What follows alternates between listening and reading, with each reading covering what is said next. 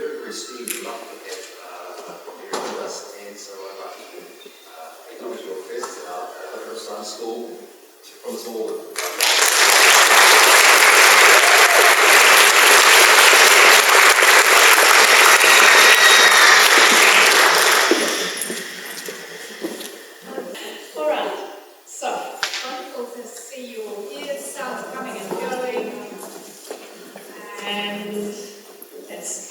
So great to see some young people here as well, including children and all ages. That's wonderful.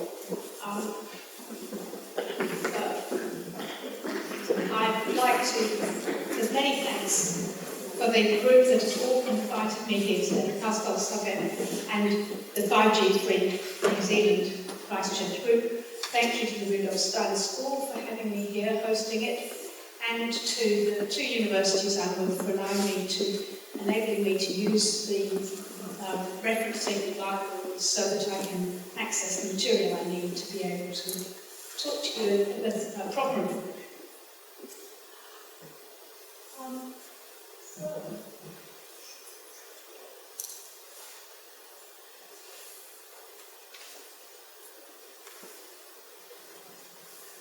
To have and to hold, for better, for worse, for richer, for poorer, in sickness and in health. To love and to cherish, till death us do part. These words, which were for the person we love the most in the world, and for our closest relationship, are scary and act for an awful lot of young people and their phone these days.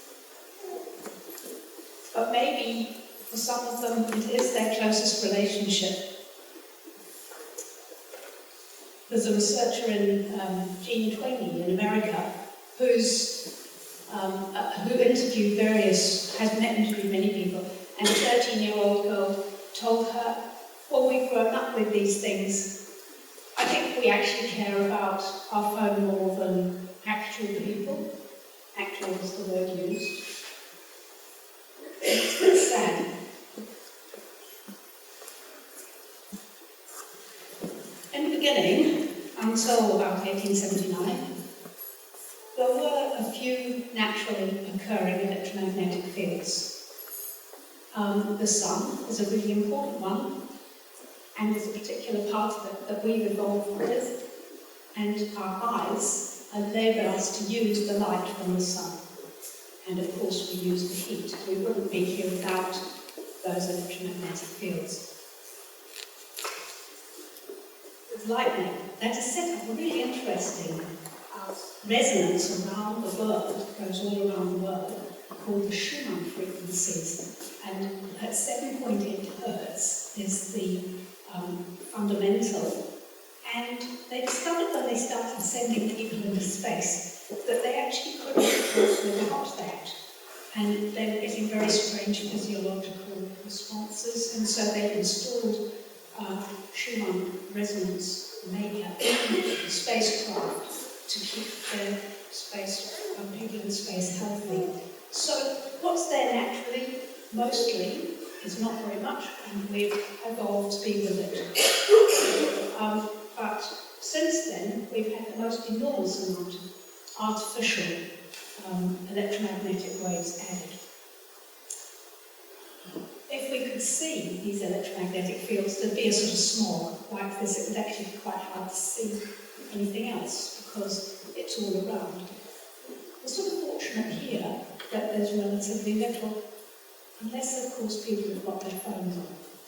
So before we go any further, I know that we've got a few people here this evening who are hypersensitive. Could I just ask you, if you wouldn't mind, to actually turn your phone light off rather than just put it on silent? If you're waiting for an urgent message of some sort, then leave it on silent. That would help the people here who find the signal painful. I have to confess I've got mine on. I hope it's far enough away that it's not hurting those people, and I'll turn it on later. I want to show you an experiment.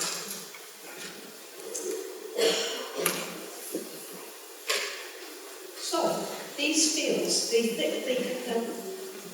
waves that come out of these devices and that device and the smartwatches and many other things are microwaves.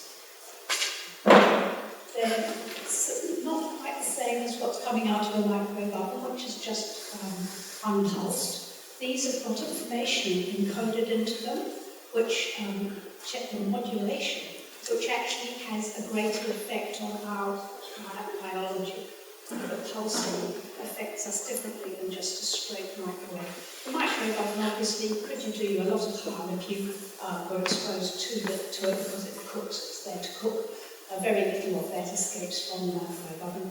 I think it's a good idea to stand away from it when it's working. These are quite different. This is a much lower exposure, but it is pulsed, as I say, with the variety of effects that we'll have a look at later. At the very lower end, I don't have a pointer, I'm afraid, but at the very lower end you'll see power lines. That's extremely low frequencies, and low frequencies have very, very long wavelengths.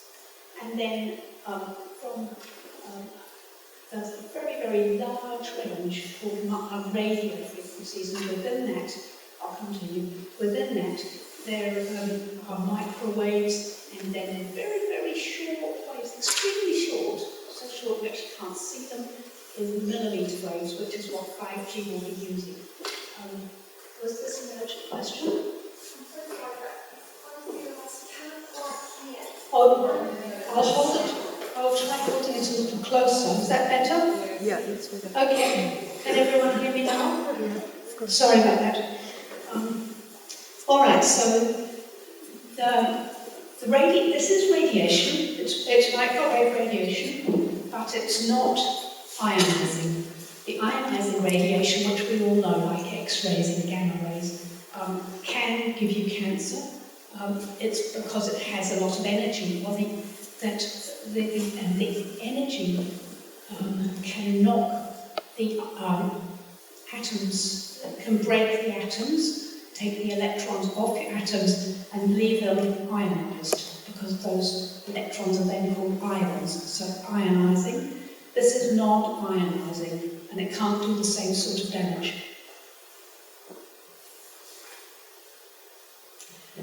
There's been a lot of contention over the years about about whether or not it can do any harm, other than by heating.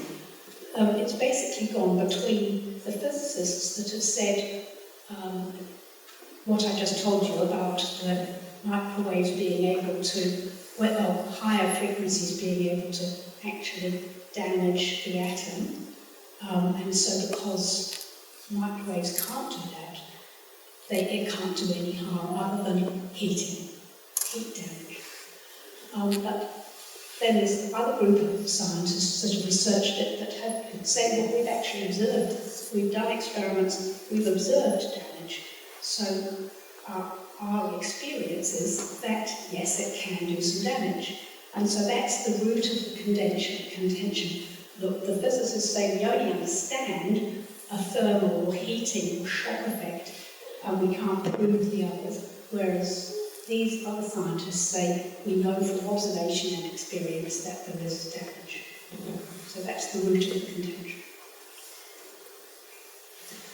And so you might say, don't we have laws to protect us here in New Zealand? And yes, well, it's not a law, it's a standard. It's not a legal requirement, but the standard only seeks to make sure that you are not don't get heat damage or shock damage from these devices. It's not considering damage, biological damage, because the definition in the standard of health refers to diseases, not things like broken DNA strands. So it's not until you can prove that the broken DNA strands led to you getting the disease that it would count.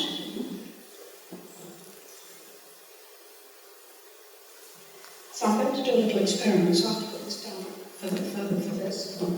Because it's hard to really understand what's coming out of here because we can't see it. So I'm just going to demonstrate so that you can hear it. Now this is not a meter, it's just a standard radio, and it doesn't measure anything, but it will, and it's only picking up interference. But what it will do is show you the distance, that distance makes a difference to how much exposure you get, and it'll let you hear that there's something going on. So I'm going to turn it to AM radio, and off channel from a radio station, and put my phone next to it.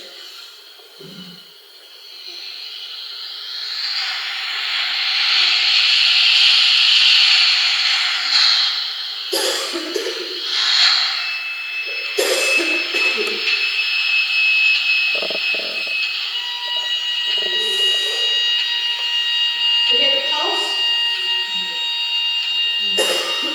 Okay, and that's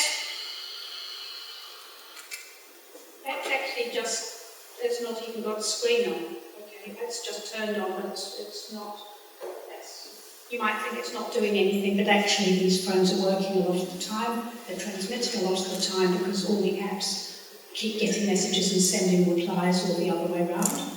And the base station it's keeping in contact with. So there's always often something going on with the phone, even if you're not using it. There's a very great many sources of electromagnetic fields around us. So here, this is a typical base station for cell phones in the top left, got a TV or radio transmitter in the middle, and smart meters in the box. Actually, that's the box of smart meters that was outside my flat when I was in Australia. Fortunately, I don't think they're affected. Some people would actually find that experiment painful. Oh dear. Sorry about that. Okay, I'll try holding this here. So this, you might find this a useful site. Unfortunately, you can't see the bottom. These images are from a site called gis.geek.nz/cell and it gives you the location of all the base stations in New Zealand. So if you're interested where they are, near where you are, or where you're looking for a house, this is what you do. You look for the area, you can click up close, so at the bottom it shows you I've circled the school, and that green flag is the closest base station. And then if you hover over the base station, the panel on the left, which you won't be able to read, but I'll tell you, it gives you the organisation that owns that transmitter, and it tells you what frequencies they're transmitting on. Okay, so it can be quite handy. What was it, which side address again? gis.geek.nz/cell-towers. So 5G is going to be a whole new ballpark. People, I've heard some people on TV saying this is just going to be more of the same, and actually it's not going to be more of the same.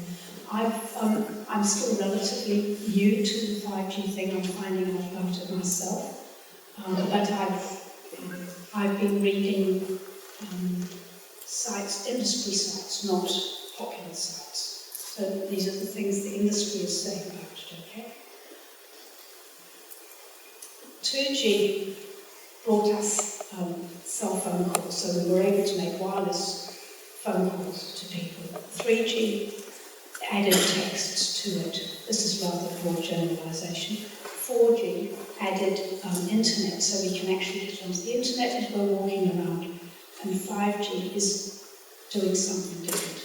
It's integrating all the different sorts of applications that have been possible before into one service. It won't just be using millimeter waves, which you may have heard about, which it will be using, but it will also be using something probably similar to 4G LTE and some very low frequencies as well. The main difference will be the millimeter waves, very short waves, and as we mentioned on the electromagnetic spectrum, the shorter the waves are, the higher the intrinsic energy they have. This means it's going to be hard for the industry to make the gadgets comply, because what they have to comply with is heating. And because they carry more energy, they're likely to heat. So I actually think it won't be able, I think it's highly unlikely that they will comply if you hold them. And in fact, all your phones now somewhere in them will have a warning that you shouldn't actually be carrying them on your body or using them carrying against your body. Okay? Somewhere in your phone there'll be that warning. They're not designed for that. They're tested at 1.5 centimetres generally. So if you're holding them hard up against your ear, then actually it's closer than it's been tested for compliance. Then we've got frequency bands. So each of the lower ones that we've had so far each of them use one band of frequency, and different companies buy little sections of that band. But 5G, as I've described, will use not only a much wider band, but also 3 different sorts of frequencies. There's different waveforms, so the way the signal is modulated differs from one to another. And the main reason that matters is because research has shown that the way that the signal is modulated can change the sorts of effects it has on your biology. Some cells will react to one type of signals, and some cells will react differently to another, but not to the first. So we don't actually know. What's happened is that they set the waveform for 5G. So then there's antennae. With what we've had so far, you have it's sort of like a shower. From the antennae, mostly you'll be getting the radiation coming out in all directions. If you've got a pole that's got only 2 on, then each of them will go a third of the way round. If it's got 3, then they'll cover the whole lot, splatter like a shower. Whereas 5G is going to have beamforming. So you have the sort of splatter effect most of the time, as I understand it. And then when there's a call, let's say it has to connect to a phone, several little antennas all join together to make one beam, so they all focus in on one area. So what happens is that the base isn't using more power, but it's combining it. Instead of sending it in lots to cover a big area, it'll be covering a small area, and that's why it's going to be a higher intensity. There's a whole bunch of uses too.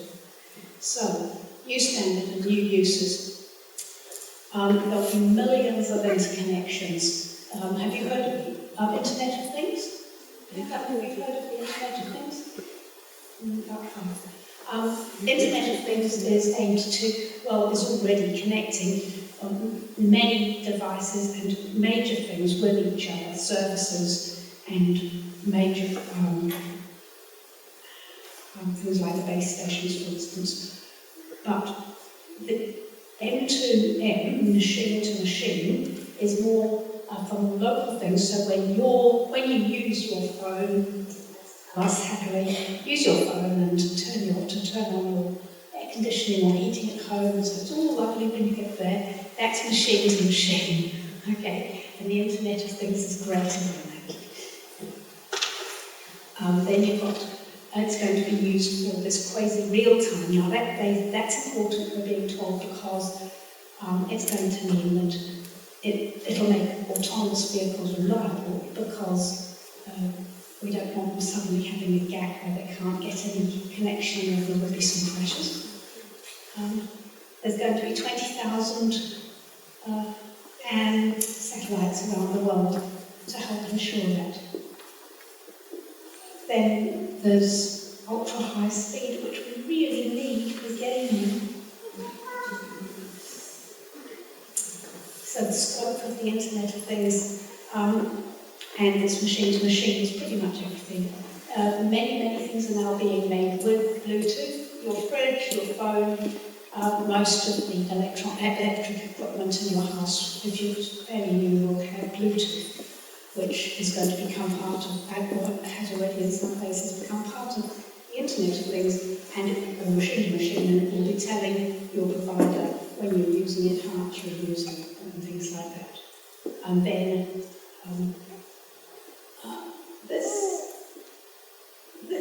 lovely thing, which is just the sort of thing we need, is a smart nappy. This smart nappy will tell the parent when the baby's done a wee. This is a transmitting device right next to a baby's penis and genitals, and with specially designed to work when it's wet. I mean, seriously, if a researcher applied to do research on whether this was safe, it wouldn't be granted. Permission would not be granted.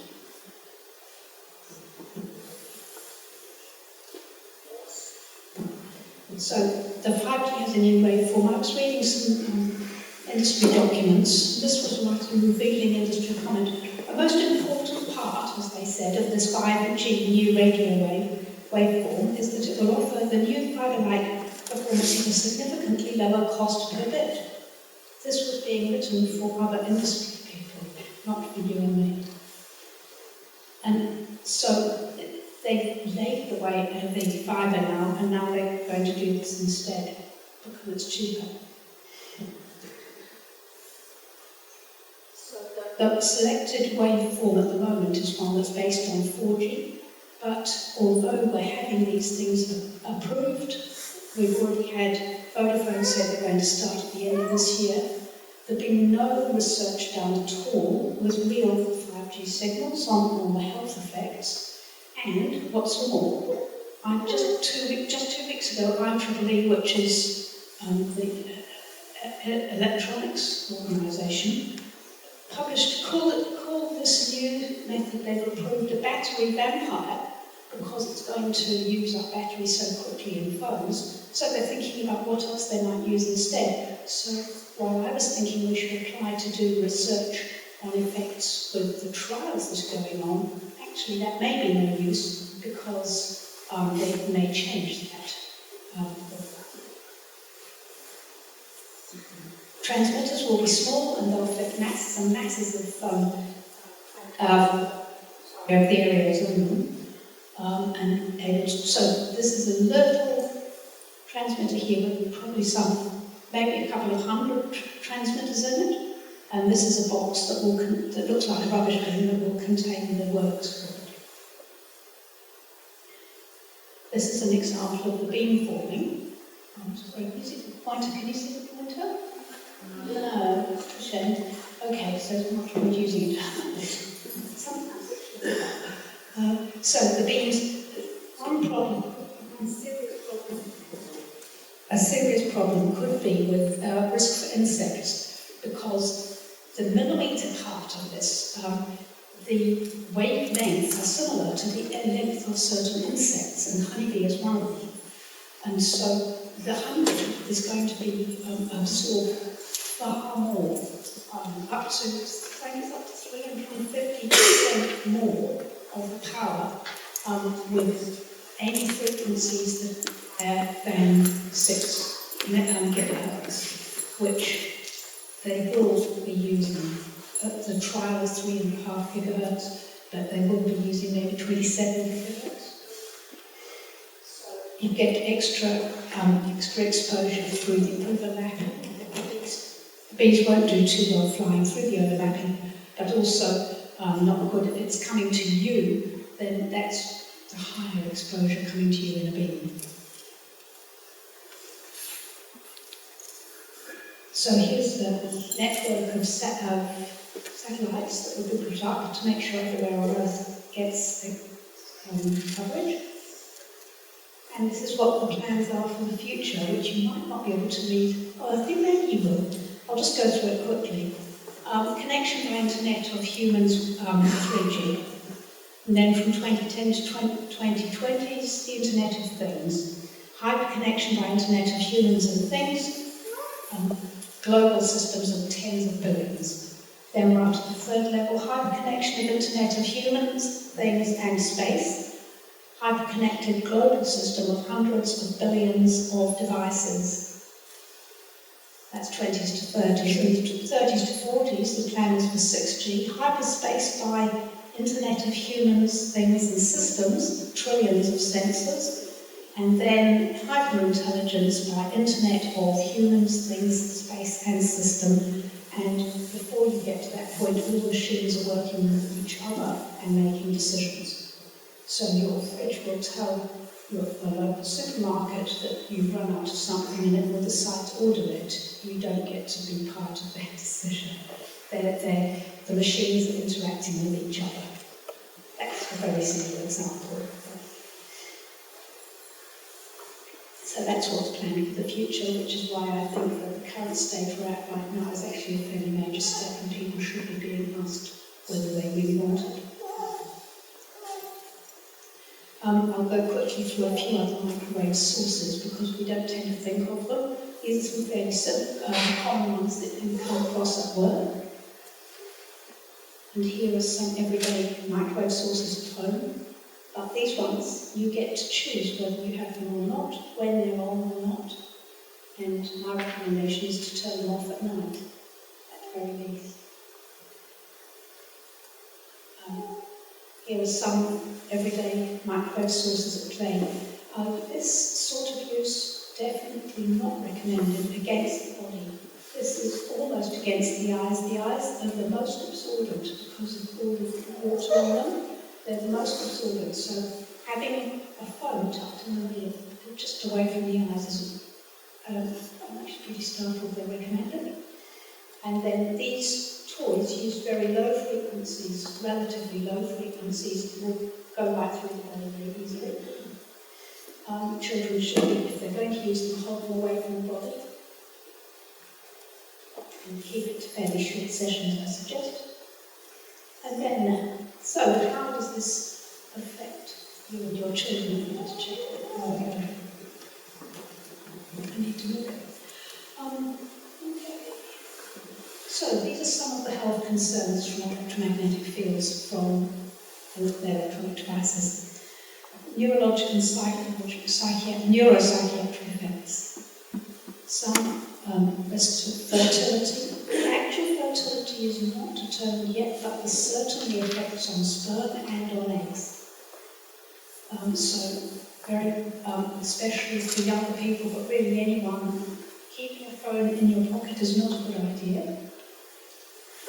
Or using a laptop on your lap. You've got a lot of important organs in here in the lower abdomen.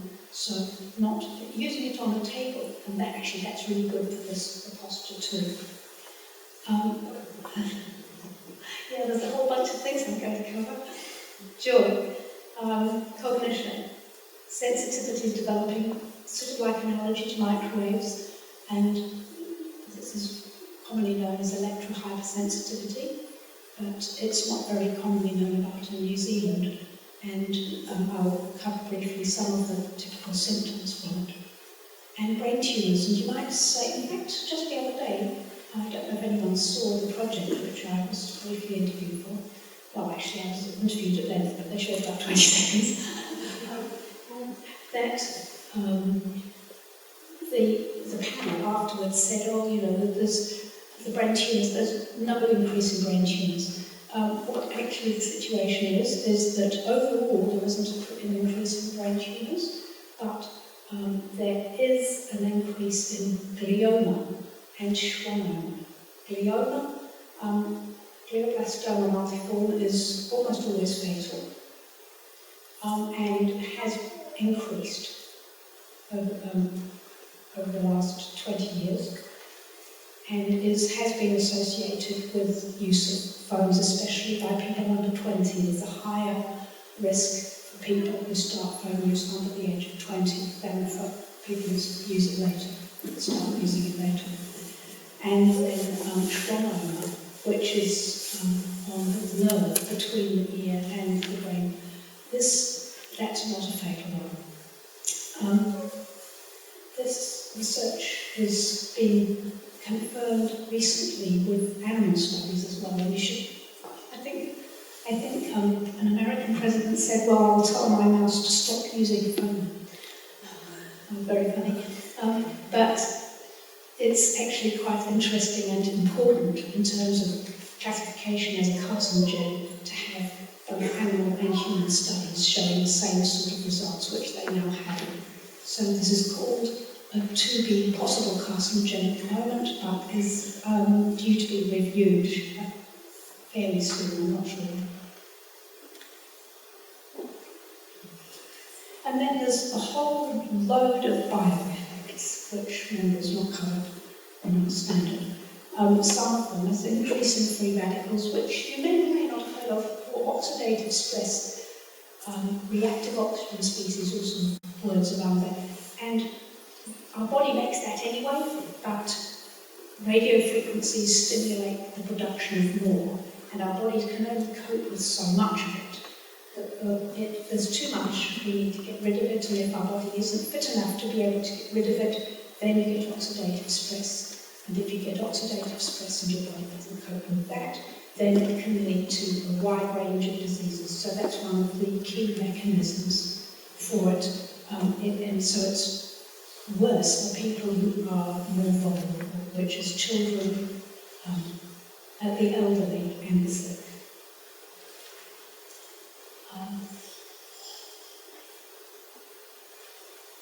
Sperm and egg damage I mentioned, and DNA breaks, both single and double strand. And if it's DNA damage to sperm, of course, that could possibly be passed on to another generation. So I mentioned that.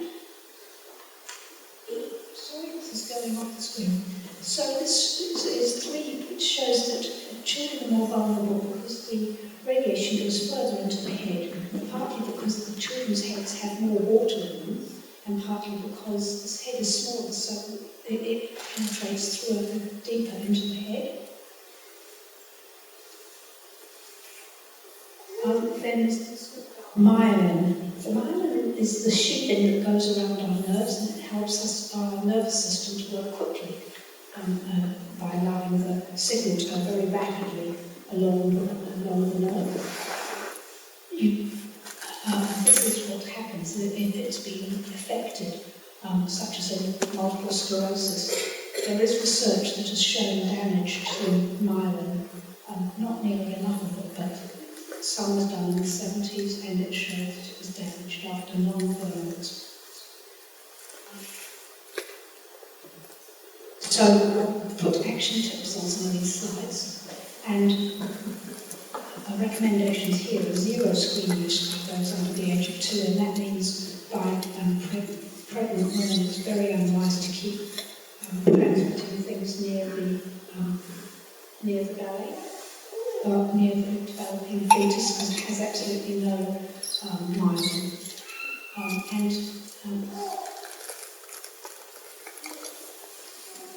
There's a bit of about half the myelin by the time the baby is about 1 month, I think it is, but it takes till about 25 or so before it's finished developing. Stem cell research. Stem cells are wonderful, amazing cells, which are the ones that develop into all the other cells in the body. They're just really remarkable cells. Research showed that those stem cells that were exposed to 900 megahertz, which is one of the signals we have, didn't react as well as, say, lymphocytes. Lymphocytes were able to repair themselves after the damage finished, but after the exposure finished, but the stem cells were not able to repair themselves after the exposure finished. So that's one of the reasons children, growing people, are more vulnerable, is because they've got an awful lot of stem cells, there's more growth. Particularly, if you put it in your pocket, this is the growth plate at the top of the femur, so that the leg femur is exposed quite a lot and also stem cells here, of course, as well as here. children. So no phones in pockets unless turned off. These are my recommendations. They're not, you must, or I'm trying to provide information for you so you can choose what you want to follow and what you don't. But by having the information, you're in a position to choose. So it sounds bossy, but this is really just me saying, this is what I recommend, and you get to choose, obviously, whether you want to do it or not. It's nice to be in a position to be able to choose. And no device use against the abdomen or legs, as that proximity, as you heard with my phone, the signal gets much, much stronger very rapidly as you get close to the transmitter. So many stem cells, more ventral dimension. There's many studies that have showed increased inflammation. These are just some of the parts that have been found that there's increased inflammation from exposure. Some of that can lead to oxidative stress. Headaches is an important one. A lot of people have reported headaches from phone use.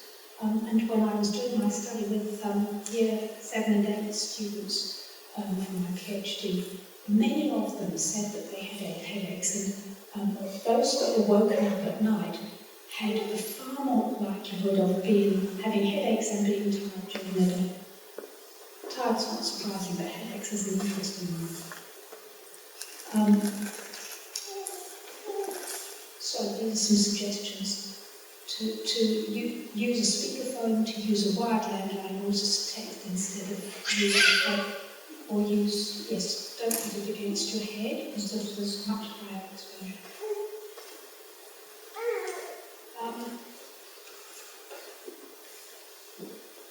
This is a part of my research findings.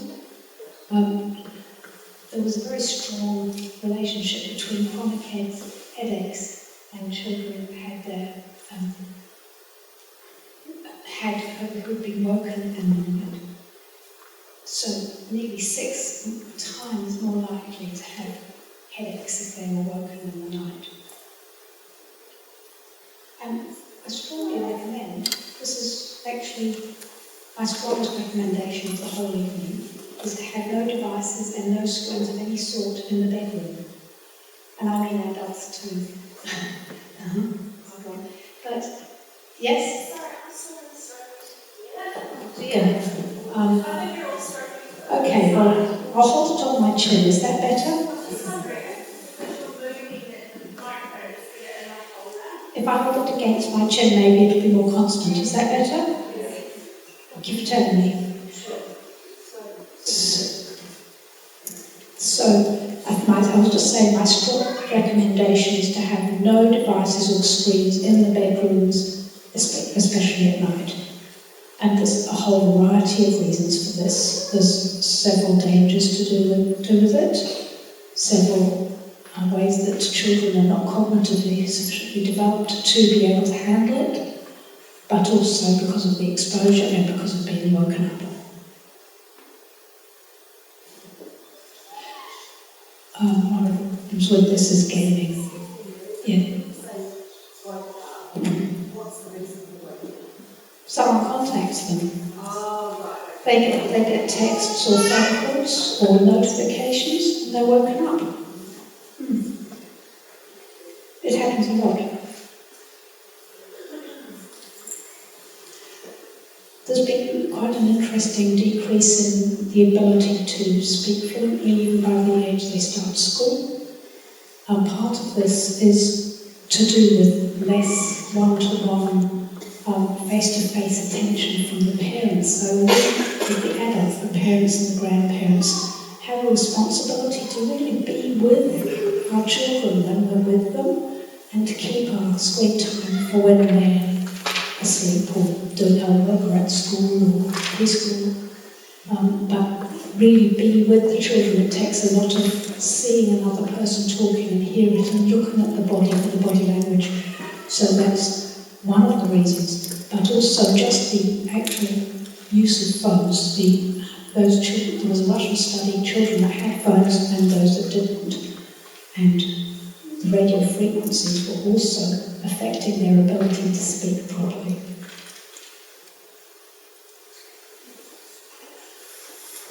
So this is really a responsibility for us as adults, is to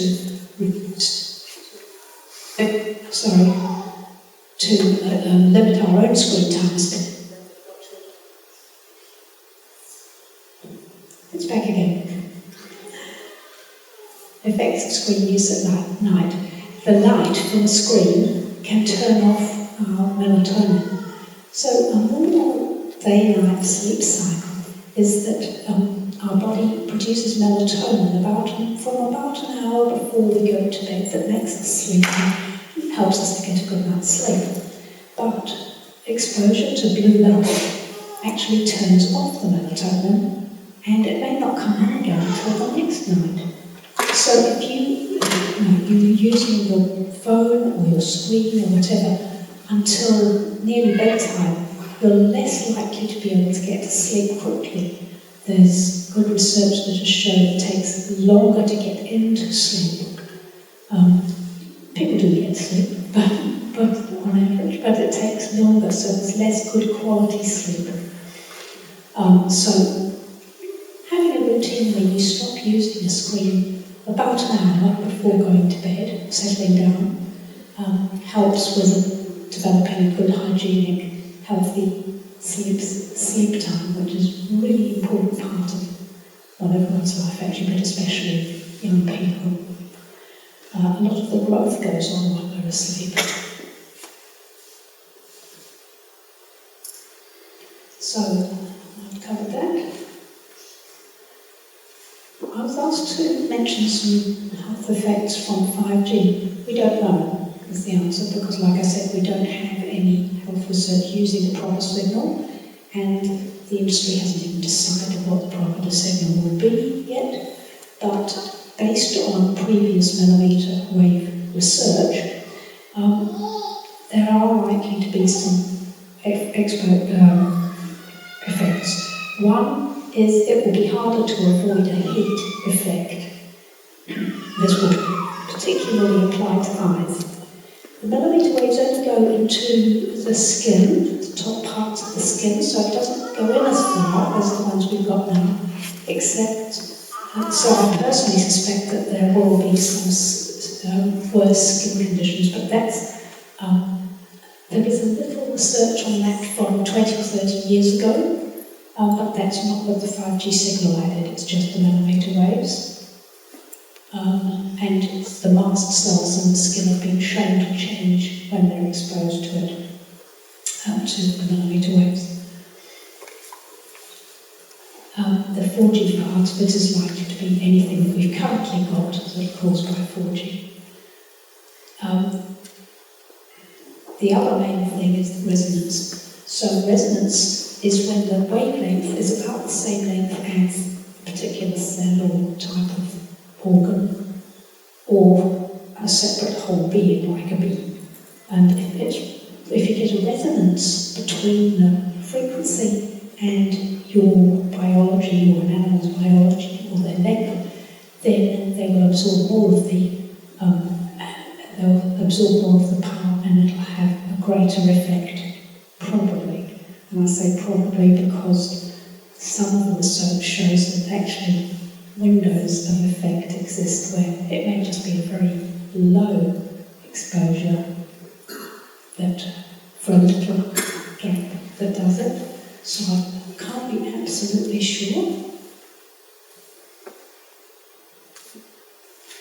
So here are some of the possibilities.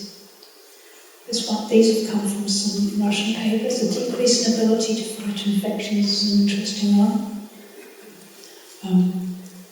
I've assumed there will be an increased risk of glioma and schwannoma because of the extra exposure, because currently the brain tumour studies are related, there's an increased risk from the longer you've owned or used a phone for, so that seems to be cumulative.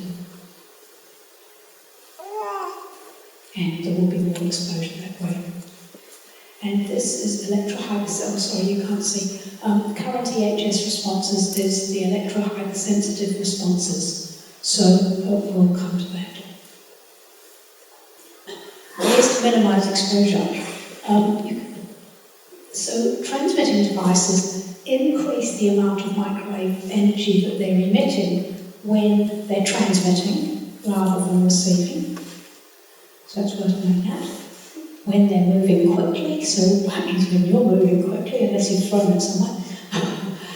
So if you're in a car or a train, for instance, they'll be transmitting more, especially if there's, say, a train or car around you, because they have to work harder to get the signal out. And you'll have the signal bouncing around inside the vehicle. And if they're having trouble picking up a signal, so when you've got low bars, that means there's going to be higher exposure. So you get lower exposure from the phone when you're in a good reception area. But you get slightly higher environmental exposure. This is a side view. The light areas of a man, the light areas are the bits that absorb the most of the power. So we've got it in the brain, the nasal cavity, the tongue and throat, slightly higher down the front of the chest, and in the genital area, and possibly the prostate area, hard to tell. Here's some tips for schools for reducing pulse microwave exposure in classrooms. This very beautiful gadget on the left has been rigged up by the school electrician, and it's to allow the teacher to turn off the Wi-Fi in their classroom.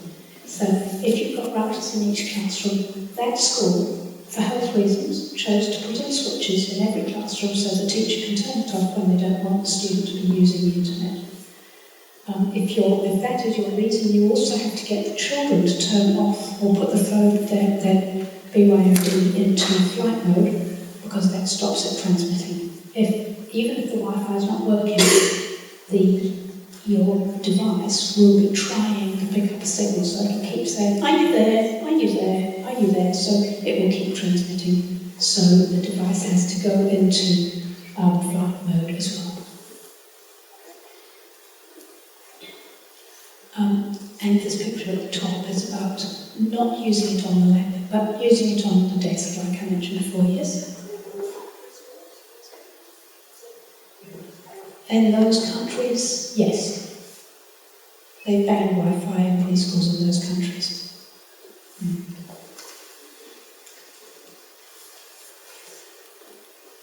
So this is a really unwise thing to do, if it means saying at this stage.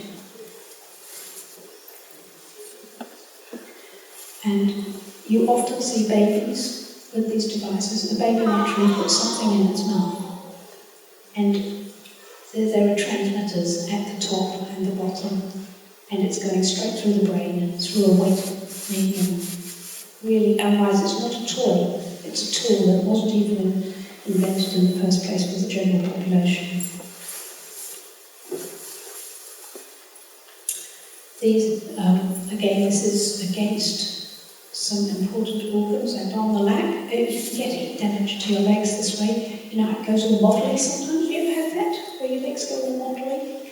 If you get too much heat from the battery, not from microwaves, it can cause a nasty motley effect. That's called toasted skin syndrome. Seriously. Too close to the eyes, there's a big increase in myopia, because children are using screens so close to their eyes, they're not adjusting their focal distance enough. So you need to do that a lot, especially with younger children while they're learning to focus.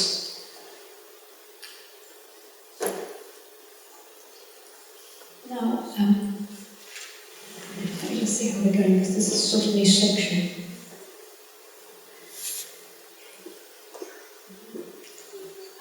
We've got, it's going to depend on how many questions we've got. I'd like a question answer, please, whether it's point to take questions.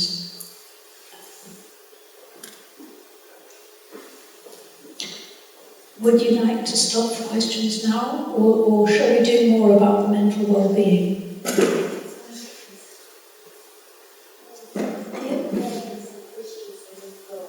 let's do that. If they're going to be okay running a bit late, but yes, let's do that.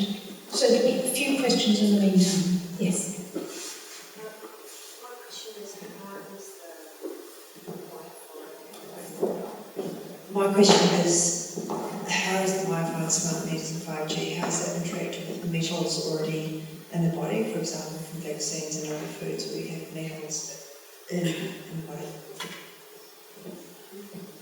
Metals from the vaccines and food. There have been some tests done as how does it interact with metals on the body.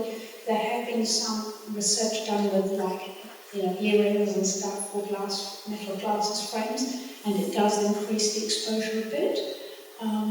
I haven't read of any research done with there did read something just the other day.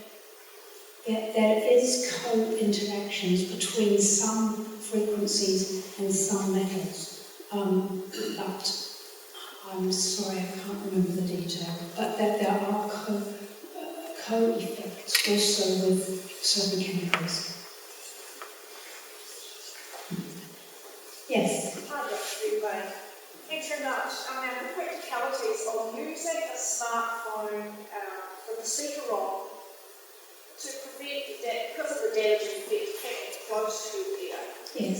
is sometimes a little difficult. I mean, it's good to have texting, but what other options might be there for us? Answer it. So the question is, what practical solutions are there to talking to people without having the phone on speaker and without holding it against the head? One is to answer it briefly and say, I'll call you back later, I'm busy.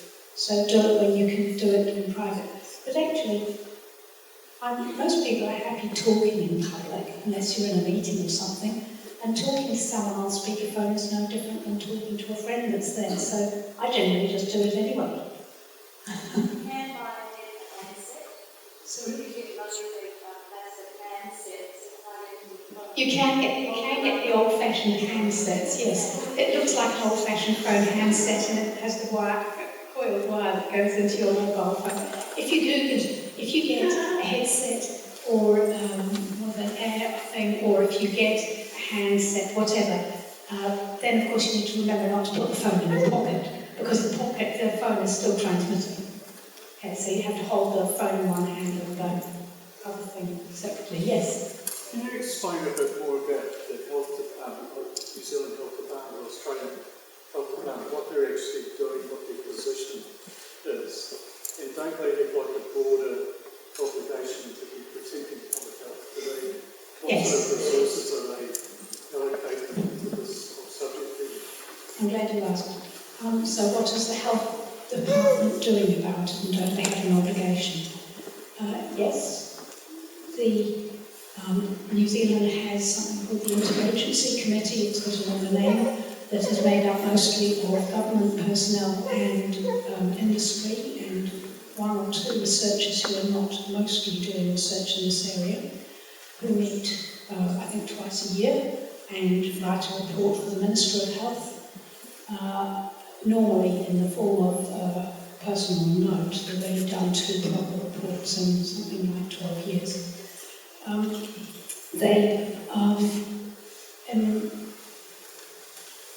In my opinion, they're not meeting their requirements of what their terms are, for what they're there for. I don't believe they are doing it. For instance, when the IARC said that radio frequencies were to be carcinogen, they took, I think it was 3 years before they told the Minister of Health. And their job is to alert the Minister of Health to any changes in what research is showing that may affect health. So that's about the only alert they've given him, or her, whichever it was at the time. And so basically, as I said, they've adopted the standard based on the ICNIRP guidelines, which is a sort of independent group of scientists and a lot of physicists, who decided some years ago from research in the 70s and 80s that there was only a heating effect, because that was the only one that they could understand the mechanism for, so they weren't going to include the other things, although some of the other research was already showing effects. So it's to do with the definition of health that they use, and New Zealand has adopted that. And I agree that that standard needs to be revised and it needs to be stricter, but I'm afraid it's likely to be revised now. Yes?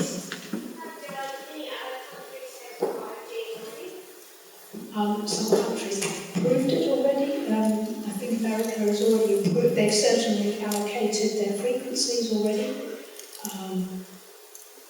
Whether it's actually going ahead, I think several countries are doing trials. New Zealand will be doing a trial using 3.5 gigahertz.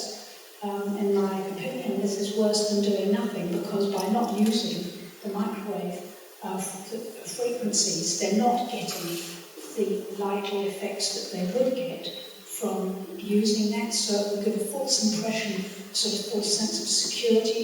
If there is any serious problem with the millimeter waves, I said microwaves, if there's any serious problem from the millimeter waves, which I'm not certain there will be, but nobody is that it won't show it. So they'll do their trials and say, oh, we're all fine and dandy, now we go ahead. But they won't actually know if the millimeter waves do have a problem. New Zealand is already doing some trials.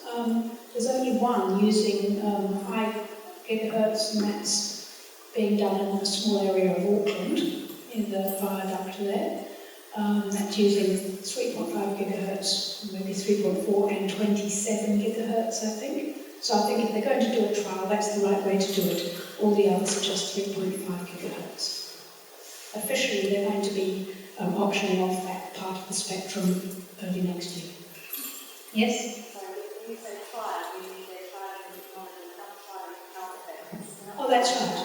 No, I'm very keen. In fact, I was just working myself up to applying to, speaking again with the Prime Minister's Science Advisory Group about using the trial opportunity to do research at the same time. In fact, I think it should be required. But if they end up changing the waveform they use, it would be of less use. It would still be better than having none.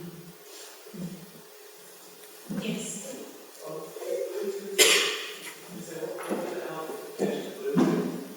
Health implications of Bluetooth. I don't know very much about it. Bluetooth is named after, I think, a Norwegian god or some sort. King Bluetooth. It's very, very low exposure. And I have had one person, a scientist from Australia somewhere, who contacted me to say that he'd been getting headaches on and off for years, and he's finally tracked it down to headphones. He kept getting new sets of headphones because he bought a set of headphones and he got headaches. So he thought maybe it was too tight. He bought a different, gave that one away. Still got headaches, thought maybe it was something else. He kept thinking what it could be. So he had 5 sets of Bluetooth headphones. And finally, he thought, I wonder if it could be the actual frequencies going into my head. So he looked at I found some of my research and contacted me about it. So yes, it causes some people problems because very low amounts do affect some people. Yes. How can you increase the number of people who are aware? Thank you. Good question.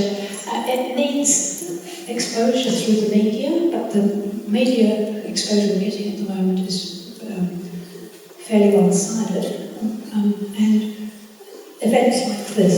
So if we can get more events like this going, with more, I mean, this is a fantastic turnout tonight, and if you tell people about it, there are many different websites that do cover it, such as the Environmental Health Trust, I talk about various issues in my Facebook page, Redmayne Reports. I know it's slightly ironic using Facebook, but that's how I get hold of the people who want to know about it, because they use Facebook. So, yes, tell people. I'd recommend that they follow one of the more reliable sites that keeps people updated.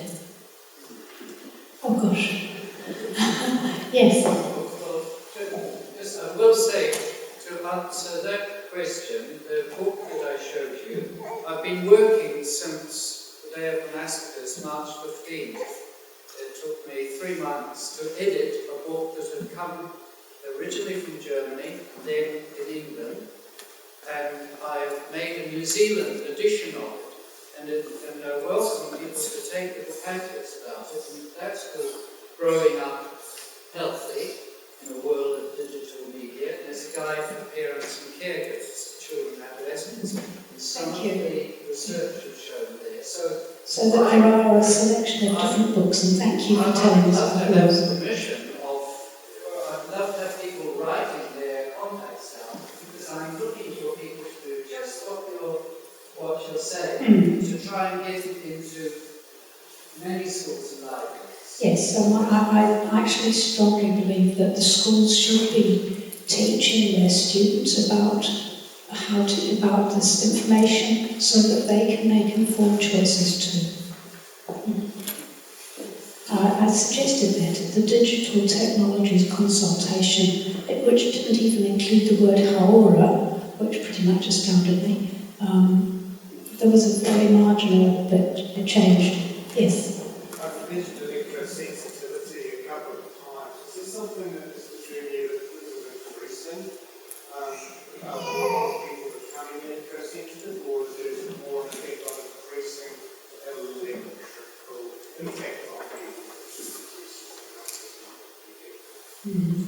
So this question is about whether there's any evidence of increase in electro-hypersensitivity or whether it's the electrical exposure. Greater exposure generally. I'm not aware of increasing percentage. There is a greater exposure. New Zealand has very few people reporting electro-hypersensitivity because remarkably little is known about it here. I suspect if more people knew about it, they might realise, oh, that's probably what's wrong with me. They may be right and they may be wrong, but it's worth getting it checked out. Part of the problem with electro-hypersensitivity is that a lot of the symptoms are what are called subjective. They like headaches and aches and pains that can't be tested objectively.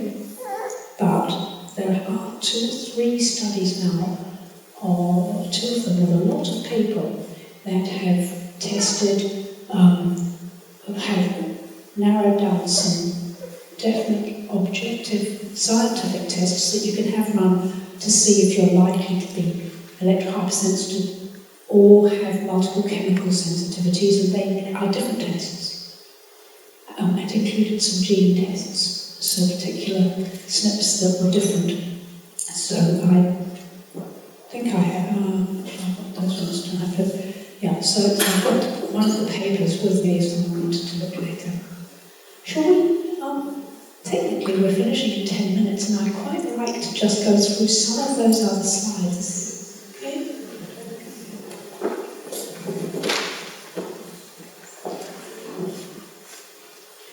So it's one of the things that the government, you asked about the government, is catching on to is the threat to our mental well-being of our young people from excessive screen use.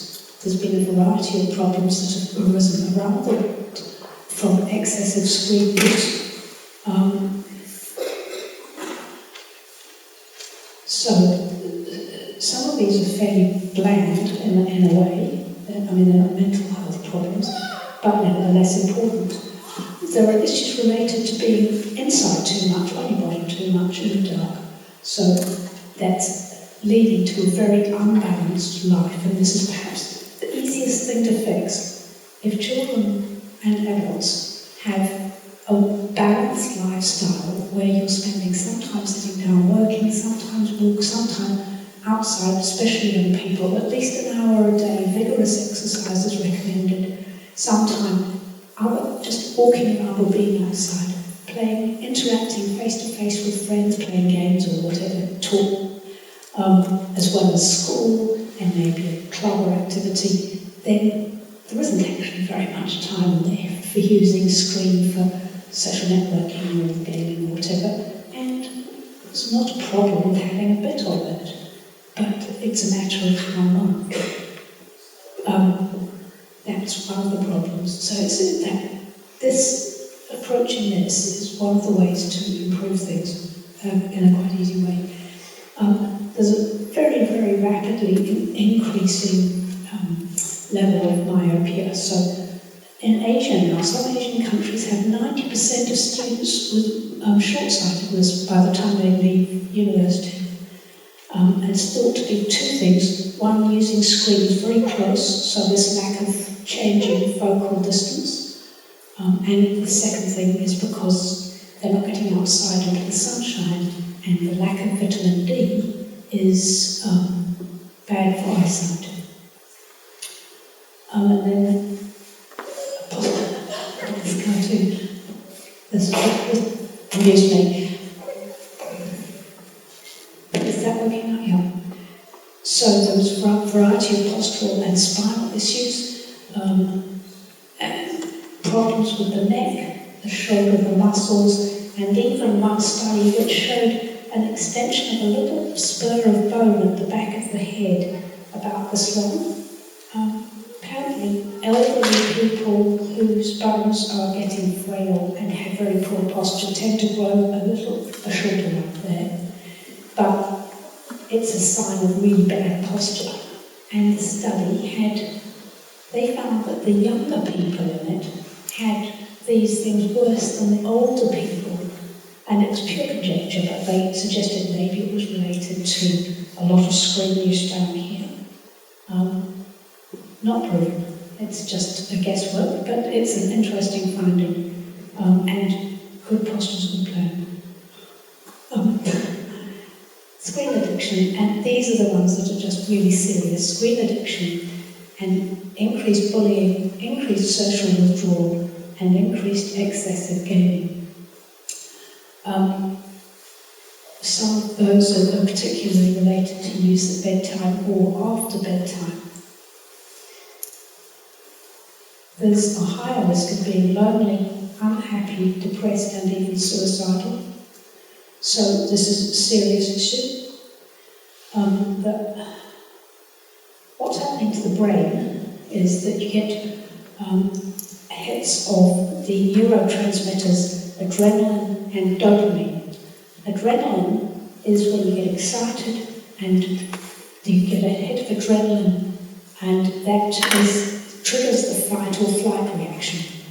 You don't actually have anything to fight or flight or flee about, but the brain doesn't know that. It's evolved to release the adrenaline to give you the energy to fight or flee, and that happens with these games, and sometimes with the pings and things that you get on various other social networks. So once you've got that, let's say you've got this Lego game where you're chasing and fighting and dodging, you get a bit anxious maybe, get a bit excited, you get some adrenaline, and that gives you an adrenaline rush. And then you manage to achieve that level, and it's really exciting and satisfying, or not satisfying, but just, yeah, good, and you get a release of dopamine. Now, dopamine is good and useful for its right purpose, but when it's used, when it happens this way, what they've shown is that you get a very similar addiction to path cycle as that of cocaine. When you get dopamine released, normally it's taken up again, but for this sort, you keep on having this more excitement and more, yeah, I won, yes, I won, and then you get more and more dopamine coming in, and the uptake inhibitors are blocked, and so eventually it gets to the point that it's overstimulated, and you get a certain level of, trying to explain it's probably shutdown. So, in the end, you actually need the game. So that's where you end up getting addicted to it. Now, I should say it appears that it's not everybody is likely to get addicted. It's something between about 5 and 10% are likely to. It might be genetic, but you don't really want to find out too late, you know. Yes.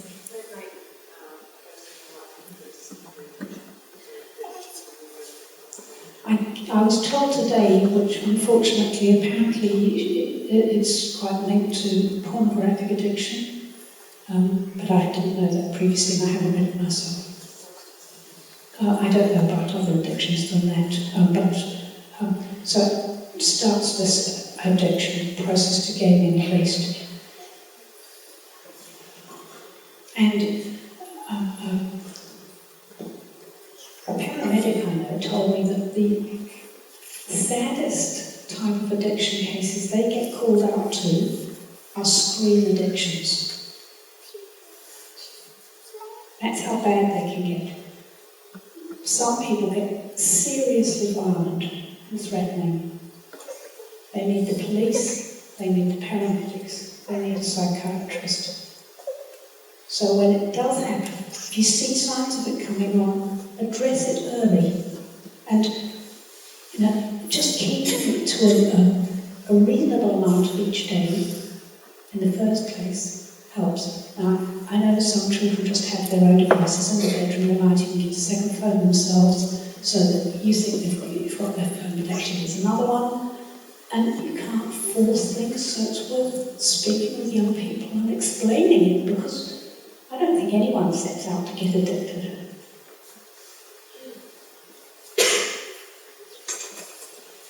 So here are some important symptoms to notice.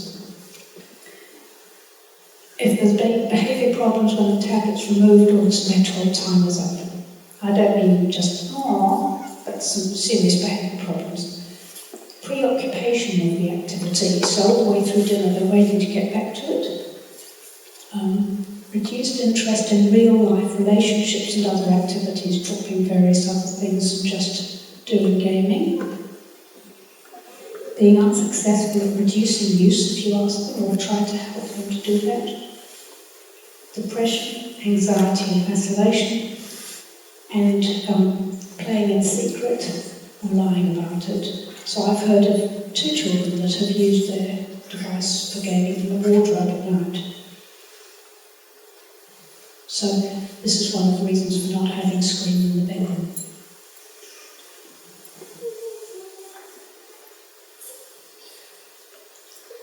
So while we think of children as being more connected than ever, actually there's less connection. We're not, unless these are people with let's say social networking, this is people they actually know and they see regularly in real life. This is not like a human connection, and it can't be trusted that these are real friends. They don't know you, they can't see if they're hurting you, because they can't see your facial reactions. And when they're young, they need to learn those so that they develop empathy.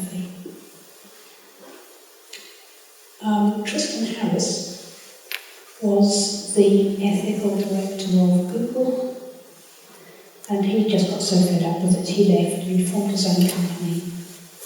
So he knows that they are actually developing games with the intention that they will hook people in. They use psychological techniques that they know work.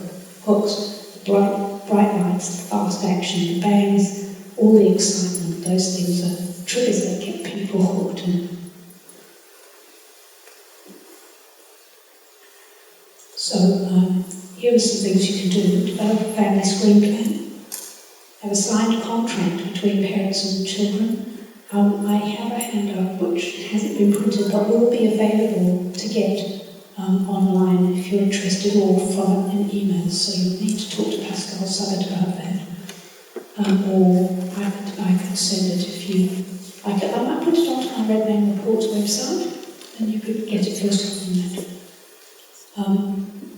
Helping to build self-regulation skills, so that's a really important one. And actually, the Otago study has shown how important that is, that children are able to self-regulate. And take back control. The Centre for Humane Technology is the one founded by the guy that left Google. I'm just briefly going to say, according to the New Zealand government, children under the age of 2 should have no screen time whatsoever. That's including TV. Children over the age of 2 to 5 could have up to 1 hour a day with a parent, and that's any type of screen.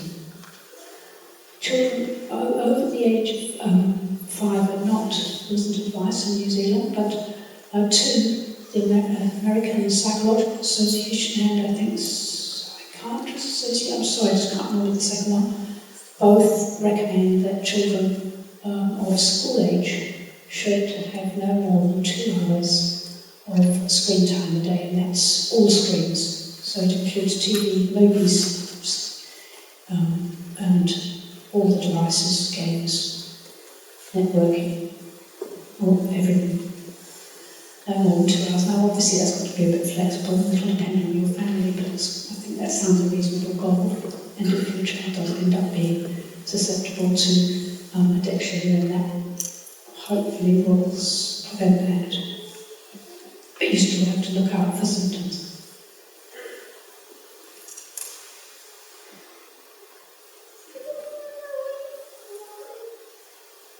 So, recommending a balanced lifestyle, and here's one option. Some people have a basket inside the front door and you leave your phones there when you come in. So my grandchildren come and visit and I tell them to leave their phones in their bag. If they want to use it, they come and ask me. So when they use it, they put it back in the bag.